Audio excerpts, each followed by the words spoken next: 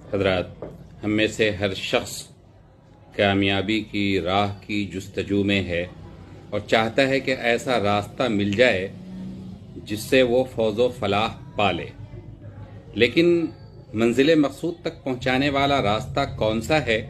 اللہ رب العالمین نے اس سلسلے میں اپنے آخری کلام ہدایت قرآن کریم کے سورہ اسراء میں ارشاد فرمایا، ان هذا القرآن يهدي للتي هي اقوم ويبشر المؤمنين الذين يعملون الصالحات ان لهم اجرا كبيرا۔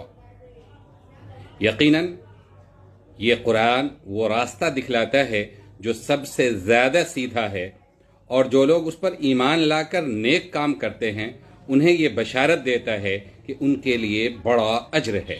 اگلی آیت میں ارشاد فرمایا، وَإِنَّ الَّذِينَ لَا يُؤْمِنُونَ بِالْآخِرَةِ أَعْتَدْنَا لَهُمْ عَذَابًا أَلِيمًا۔